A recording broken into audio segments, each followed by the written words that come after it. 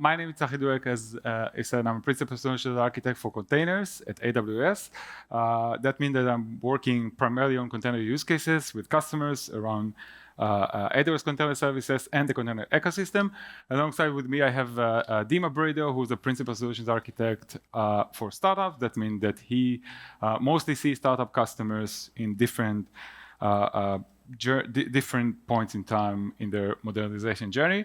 And today's talk is about basically how customers evolve from through the different stages in their modernization journey when developing a technical product. Now, as part of our work at AWS, we are lucky enough to be able to see customers at different stages and learn from them what made them successful, what the design patterns, the implementation, and the success factors that works for them. In this session, we've categorized the phases of expansion, as we called it, 3 phases. And the purpose of this talk is for you to be able to match your current stage to the phases that we present and basically learn from success of others.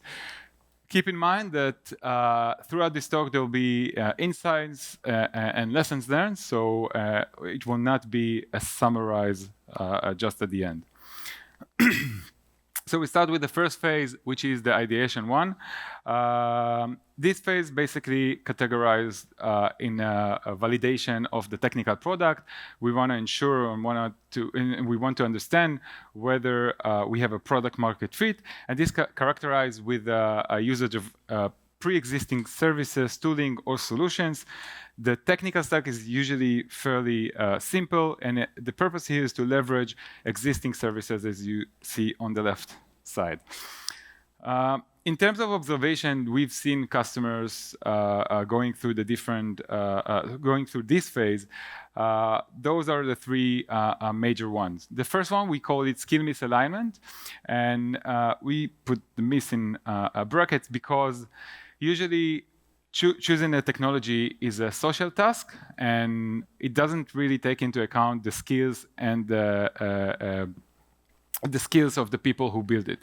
The second one is delivery over standardization. This phase, it's far more important to deliver results rather than to create standardize across the organization. And the last piece is use static infrastructure. The environment composition is not well defined, the application is not well defined. You shouldn't really invest on automation or creating any auto-scaling environment at this phase. In terms of lessons learned, what we see customers that really progress the most is that customers that align technology with the skills of the builders. It doesn't mean you have to run on Kubernetes. It doesn't even mean you have to use containers. If you are proficient with serverless technology, use that, go with that. And as the architecture of the application evolve, go and try something else. The second thing is to focus on experimentation. This is the major part of this phase, and this is what you should prioritize. And the last thing is to minimize infrastructure management. Infrastructure management, as one that really been in the industry for 20 years now, is one of the most challenging parts in the job. If you can let it go and use serverless technology such as Lambda, AWS Lambda, or even Kubernetes with auto-scaling pre-configure such as Carpenter or Class Autoscaler, do that and leave all the advanced configuration to later stages. Now, in terms of tooling, on the top right, I've already mentioned use static infrastructure. So you can use CLIs such as ECS Copilot for ECS, EKS-CTL, or some CLI for serverless, or even AWS Management Console. We're coming from AWS, but any other console works here.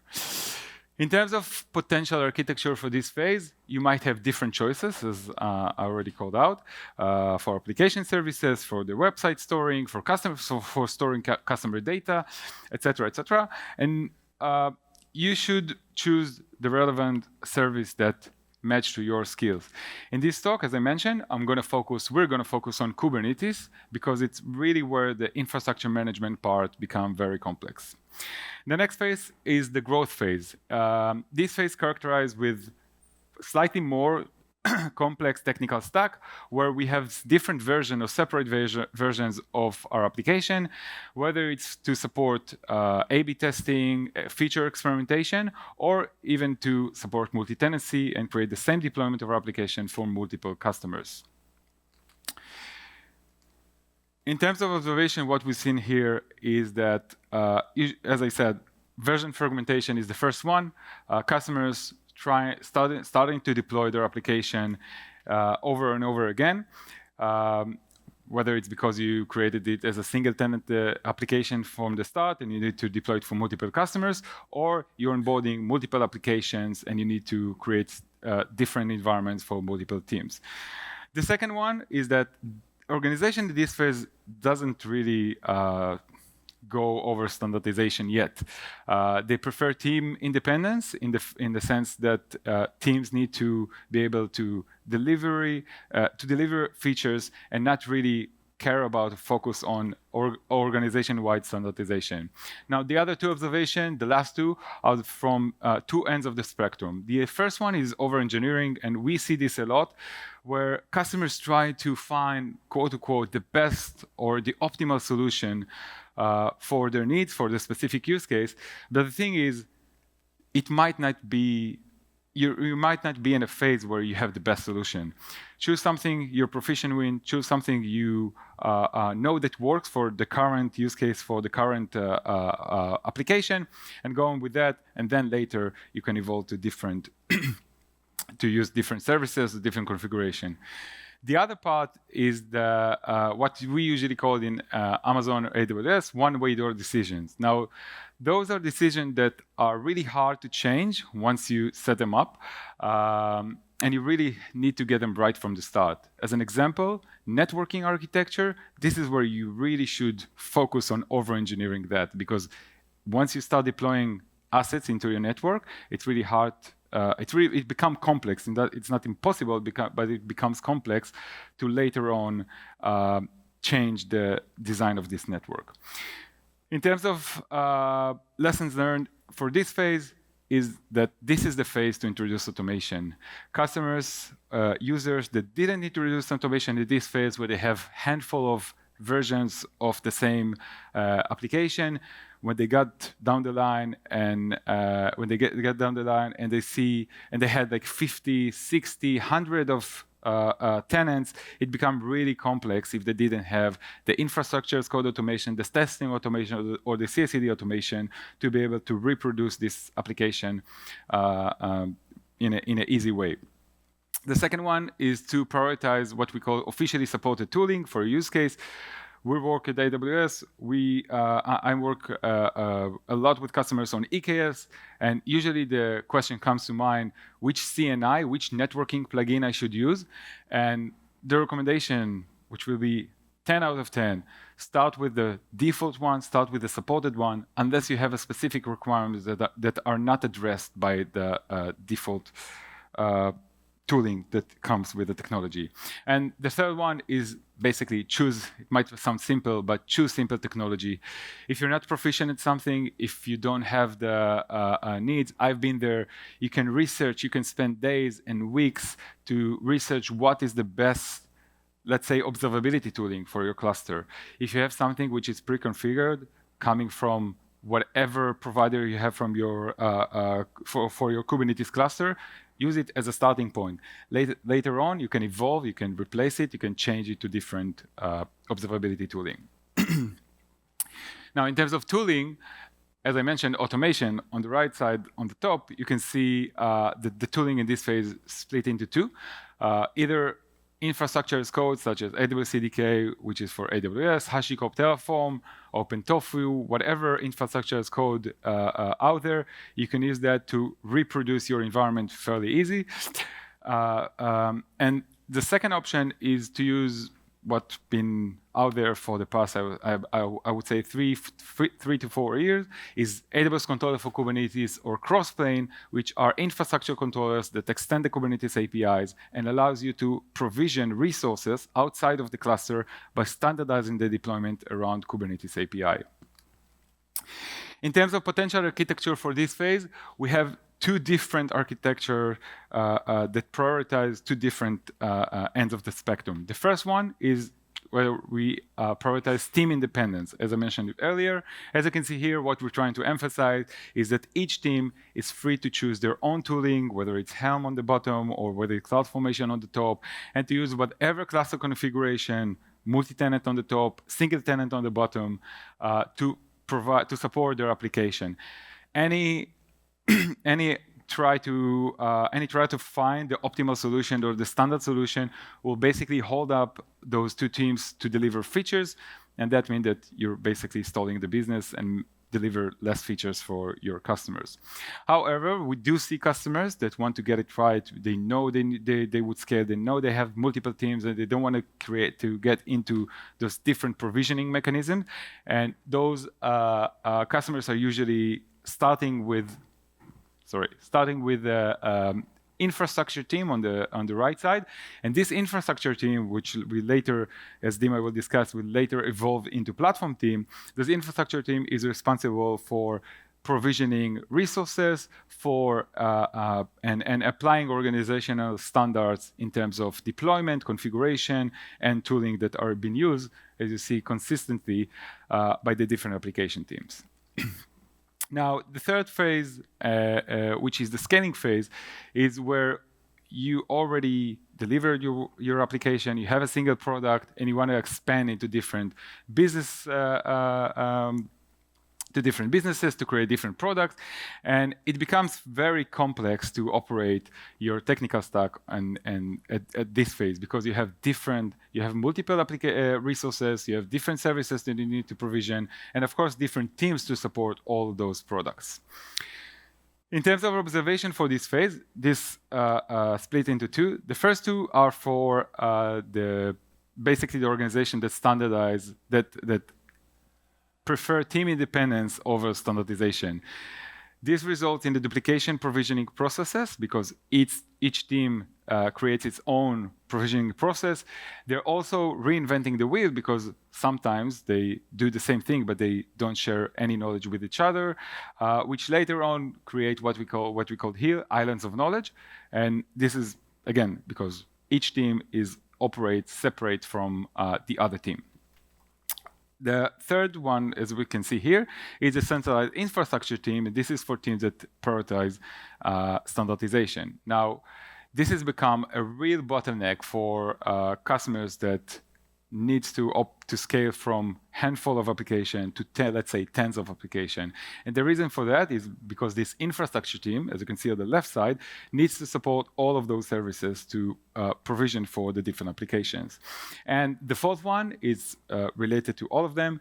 Cost optimization become a real challenge and a real need at this point, and you can see cost optimization projects happening throughout the organization.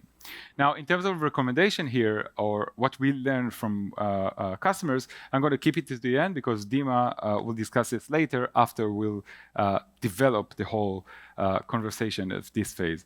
Now, remember I mentioned infrastructure team needs to support all those services. It also means that the size of this team is in a way linear to the number of applications you have in your organization. So the more application you have, the more resources this infrastructure team needs to hire in order to create all those services. Now, at this phase, usually what organization they're standing a crossroad where they have to decide which infrastructure management spectrum, with infrastructure management they have to choose. One is the centralized approach, where infrastructure is completely operated by by each application team. This result in bottleneck, in one size fits all, and basically slow delivery of your application. On the decentralized approach, each team is free to deploy their own process, their own application the way it suits them. But the thing is, it's really hard to create organization-wide processes, such as if you need to stand in compliance regulation and you need to enforce something throughout the organization, you have to go to each team and ask them to implement the same thing over and over. What we want to emphasize in the rest of this talk, and I'll give the stage to Dima, is that this is not a binary decision, and there's a whole spectrum between the two approach, and Dima will dive deep into this further and how platform engineer is crucial to succeed in this phase. Thank you, Tzachi. Hi, everyone. So I'll speak about how platform engineering facilitates the delivery of organizational capabilities. And then in the second part, I'll present a demo of a solution called Harmonics on AWS, which is a solution developed by a prototyping team in AWS of a platform. So I guess everyone here is familiar with what is platform engineering, but just for all of us to be on the same page, I'd like to mention a few of the key attributes of a platform. There is a work group, the platform work group within CNCF. They published a white paper which discusses in details about what is platform engineering, and they provide those key attributes. You can see them here. I'll mention a few of them. So first of all, platform as a product. Platform is a product. It should have its own roadmap with an emphasis on easiness of use and developer experience, and it should be based, backwards from the user requirements. The self-service. Self-service should provide an answer to the vast majority of the requirements of the delivery teams, both in terms of the platform capabilities and also in terms of documentation, especially of the onboarding documentation. Another point that I want to mention here is that platform should provide good defaults and abstractions in order to reduce load from its users, and I'll speak about abstractions soon. And the last point that I want to mention here is that platform is composable. It consists from independent components that could be used separately or combined together as needed. And what's important is that the platform does not impose a rigid way of work on the delivery teams. So now let's see how we can take those attributes, such as self-service and others, and translate them into our ecosystem, the ecosystem of Kubernetes. So here you can see 4 common design patterns of a platform that we see with our customers. They are account as a service, cluster as a service, namespace as a service, and deployment as a service. And as you move here from left to right, each platform here is more opinionated and provides less flexibility to its users. Each of those patterns includes a wide set of APIs, tools, capabilities, and knowledge that are consumed in a self-service manner by the delivery teams. Now you can understand more or less the meaning of those patterns based on their names, but just as an example, there might be a team within the organization that they are looking for a way to control some of the aspects of their Kubernetes deployments. Maybe they want to install their own tooling, maybe they want to even control Kubernetes version, and this fits the cluster as a service pattern. Maybe within the same organization, there might be another team that they are looking for a much more higher level way to deploy their applications by only specifying few applicative parameters, and this fits the deployment as a service pattern. And it's important to say it's not right or wrong. Each use case should be examined with all those patterns, and there are more, these are not the only patterns, in order to define what is the best solution for this specific problem. And we see organizations, in many cases, they end up having within the same platform multiple options. Now, when platform teams, when they define their platform, they need to decide about the interfaces that they're exposing, and we can categorize the interfaces into 2 categories, compositions and abstractions. So composition, this is something that really unifies multiple resources together into a single construct. And as a user of composition, I need to be aware of the underlying implementation details. As an example of a composition, you can look at this class of Amazon CDK, our cloud development kit, which is an infrastructure as code framework, which is called Application Load Balanced Fargate Service. And this is a very nice construct. It allows to deploy on ECS with a single line of code. You can actually create many resources. But as a user of that, I must be aware what is application load balancer, what is Fargate, and what is ECS service. Abstraction, on the other hand, this is something that really creates a new language, that the purpose of this language is to hide to abstract the complexity of the underlying implementation, of the security, of the infrastructure. And as an example, you can look, for example, on AWS App Runner, which is a service of AWS, and as a users of that allows to run containers in the cloud, and as a users of App Runner, you are not even aware where it's running. There is this QR code to a talk of Gregor Hoch from AWS, which is called Build Abstractions, Not Illusions. If you'd like to dive deeper into this topic, I suggest you to scan and look for it. So when platform teams, when they deploy platforms, they need to decide on the responsibility boundary between the application team and the delivery teams. And one good way to define boundaries is through shared responsibility model. You might be familiar with our AWS shared responsibility model, which defines what we as AWS are responsible for, what you as AWS customers are responsible for. So here we've built a shared responsibility platform between a platform team and application team for the 4 different patterns that I presented a couple of slides ago. So you can see each of the columns is a different pattern. On the bottom, you see the pattern names. Each bar represents a certain process, and the color of the line represents who is responsible for this process. Orange means application team are responsible, and blue means platform team are responsible.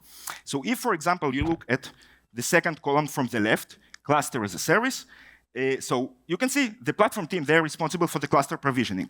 The application team, they're responsible for the cluster upgrades. And why is that? This is exactly the meaning of cluster as a service. They've got their cluster. It means they are getting full responsibility of this cluster. They might install their tools. They might be incompatible with the next version of Kubernetes. So it means that they should take the responsibility for doing the upgrades as well. If we go to the next column, namespace as a service, you can see much more blue color here. So here, the platform team, they're responsible for cluster provisioning, observability stack, upgrades, security, RBAC, namespaces, policies, etc. The application team, they're responsible, obviously, for the application definition, but they're also responsible for the Kubernetes manifests of their application. Now, if we move to the next column, to the right column, the deployment as a service, you can see here the entire stack is blue, except for the application definition, which is obviously should be under the responsibility of the application team. So this is really an abstraction. Now, the most common pattern that we see out there is namespace as a service, because it's a kind of provides a balanced approach where on one hand, the platform team, they can do system-wide configuration, they can do cost optimize by putting multiple teams, multiple tenants on the same cluster, and it still provides the some level of flexibility to the application teams to retain the control of the workspace, of the namespace, sorry. So what's important here with this shared responsibility model is there should be only one team responsible for a certain process, both in order to reduce communication between the teams and also in order to allow each team to focus on what they're doing best. So why using Kubernetes for internal developer platforms or Kubernetes or Amazon EKS? First of all, provisioning capabilities.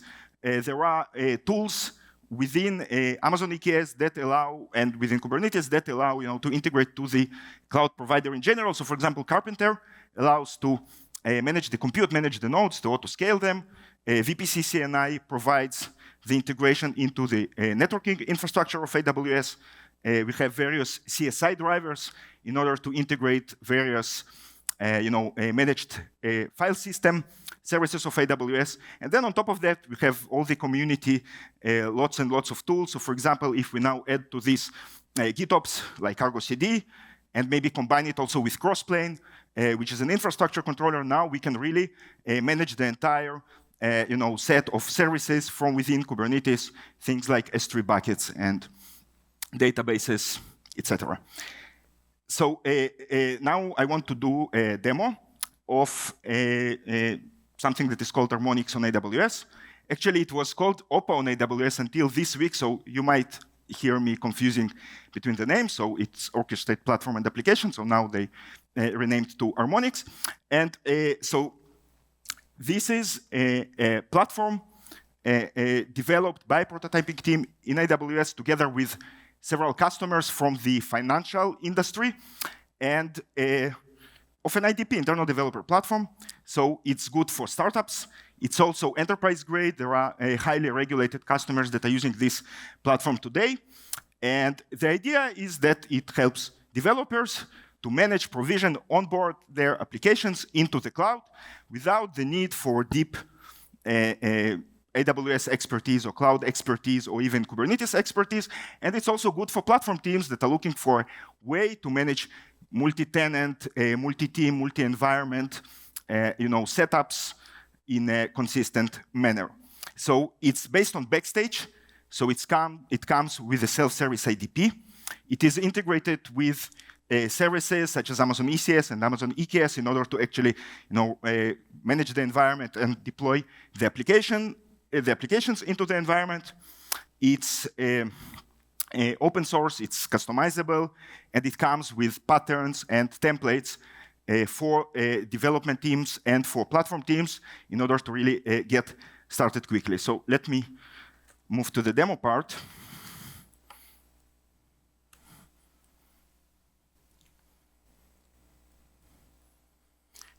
Okay, so here I followed the installation instructions for the Harmonics on AWS website, which is essentially running a make install script and which uses Amazon CDK for deployment of the various infrastructure components.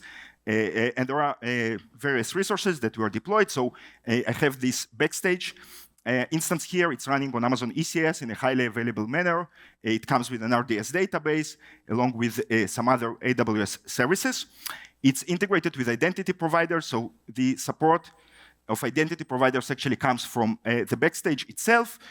But it's a key part of the solution because it brings the organizational structure and the users into an open AWS solution. Here I'm using Okta integration. I'm already logged in, but there are many other options as well.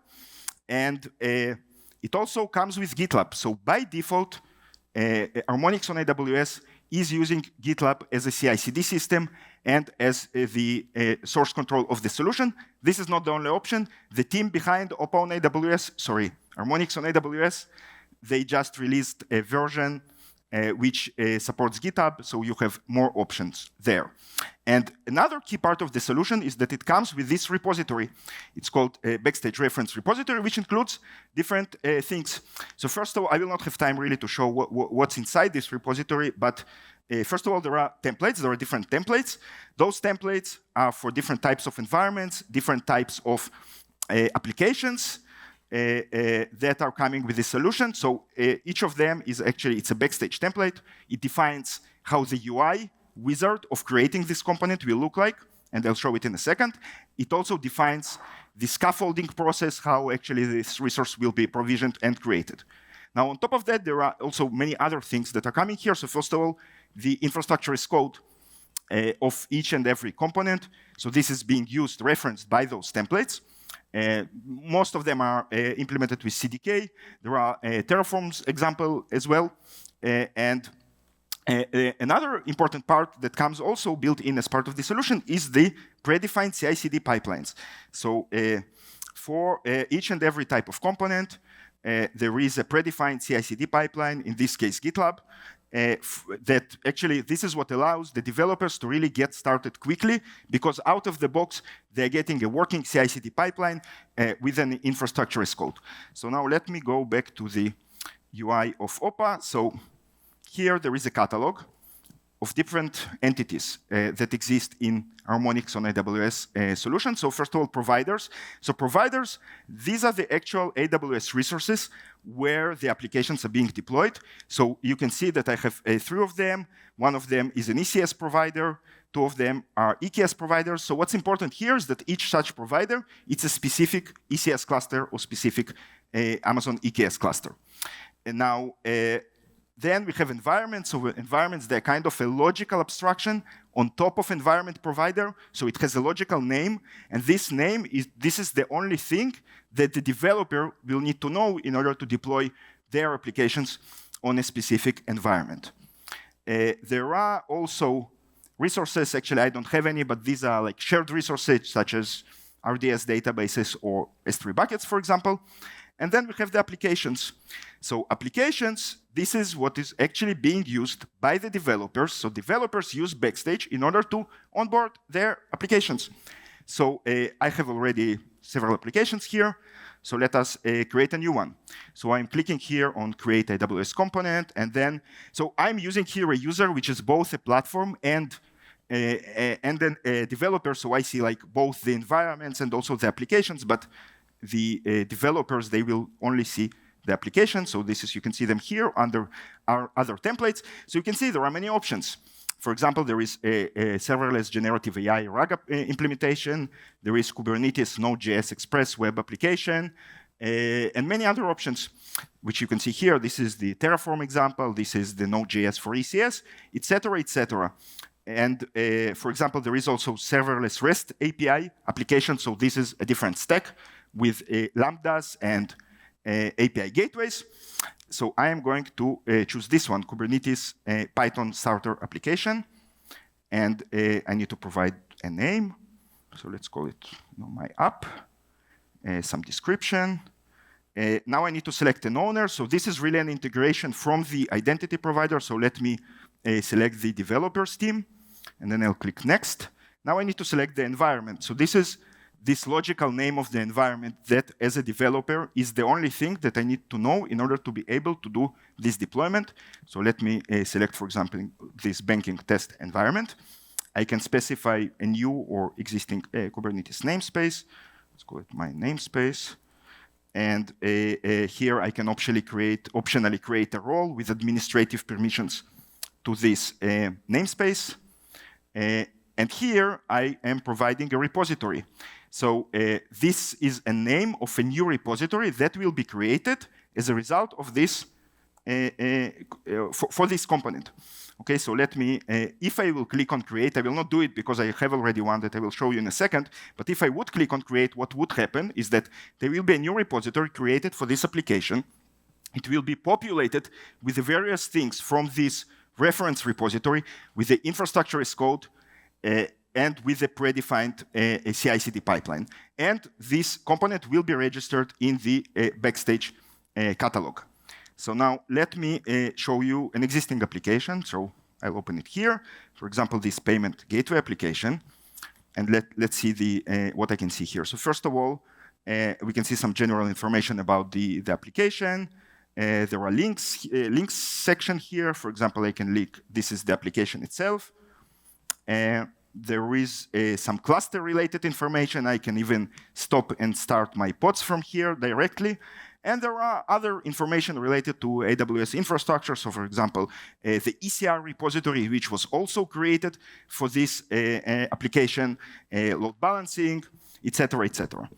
And then here on the right side, you see this very nice view of relations of the different, let me increase it a bit, relations between the different components within our Harmonics on AWS implementation. So we can see here, for example, that the developers team, they are owning the payment gateway application, and it is being deployed on a banking test environment. Now there is this CI/CD tab here, which is also, it's a very convenient thing because it shows those predefined CI/CD pipelines I was talking about. So let me click on, I don't know, one of them. It will take me to the GitLab, to the CI pipeline section on GitLab, and I can see here the different jobs and the different pipelines that we're running. I can see their logs. I can, rerun and do this kind of operations. Then we have the application logs, where I can directly access the application logs from here.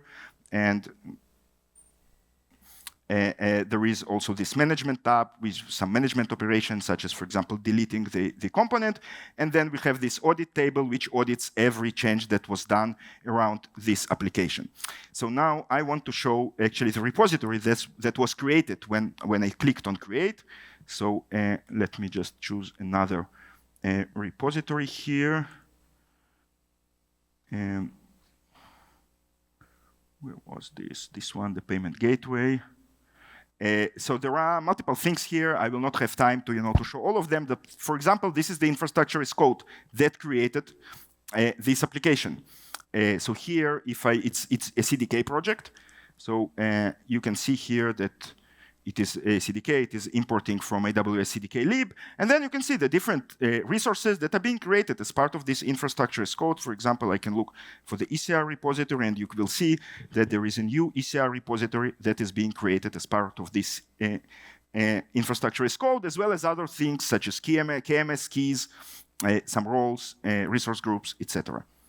And so this is the infrastructure as code. Now, some other things that I want to show here. So these are the Kubernetes manifests of my applications. So they also came from this reference repository, templates that came from this reference repository. So these are the Kubernetes YAMLs. Then we have here under the .aws deployment also the different CI/CD steps and jobs. So I will not show it now because it's like a bit more complex to understand, but you get the idea. This is the CI/CD pipeline. So this actually shows the developer side of things. And I will not show here the platform side of things, but you can. It's very similar. They are creating, instead of deploying applications, they are creating environments, and they're doing it using similar wizards based on those templates that are coming from this reference repository for ECS, for EKS, for serverless environments with Lambda. So that's everything I wanted to show about harmonics on AWS. And so what we saw is actually how the application development teams, how they can really quickly onboard their new applications to with a predefined CI/CD pipelines that they can immediately start working with an infrastructure as code and registered in the catalog. Now, if you are willing to learn more, just go to Harmonics on AWS website. You will find lots and lots of documentations there, and also there are many video recordings that you can see about the solution and really learn and dive deeper into that. And what's important here is that I presented some certain way of doing things. This is not the only option. It's very highly customizable. There are different parts and different components which can be replaced according to your specific needs. And before we conclude the session, I'd like to show to finalize the lesson learned of the last. Sorry. Oops. Okay, there is some technical issue here, but I'll just. Okay, so we have it here. So I'd like to summarize the lesson learned of the scaling phase. So treat internal applications like business applications, find a compelling use case, work backwards from the requirements of the users. Define ownership boundaries for team interactions, both in terms of the platform capabilities and also in terms of team structure. Build well-defined interfaces. Decide if you are doing compositions or abstractions. And the last thing that I want to mention here is implement escape hatches. Even if you are building the best environment, the best platform in the world, there will be situations where some of the teams, the platform will not fit their needs, and therefore there always should be an alternative ways of doing things. So that's everything we had in this session. Here there is a QR code to the survey. I will be very thankful if you'll be, fill this. It will help us to improve for the next time. Thank you.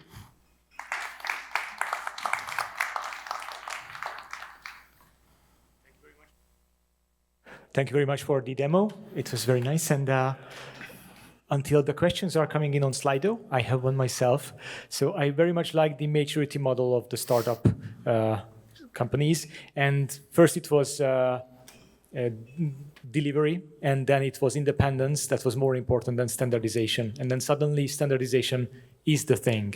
In your experience, like how much time does it take to really go from the previous models to the standardized way of working? I think it become longer through the phases, so you can very fast progress from the ideation phase to the second phase. But then it might take you a month or even years, because up until you standardize your application, your business model, and you build your product, and you already go to market, and you have customers, only then you look after new businesses, new line of business, new products. So I would say the first phase can take months, the second can take, the first to second can take months, the second to third can take probably months to years. Mm-hmm. So. Mm-hmm. Yes, this is the fuzzy period of startups when they grow up to become a real company. All right. All right, let's just wait a few more minutes, but you are going to be around for taking questions after the talk as well.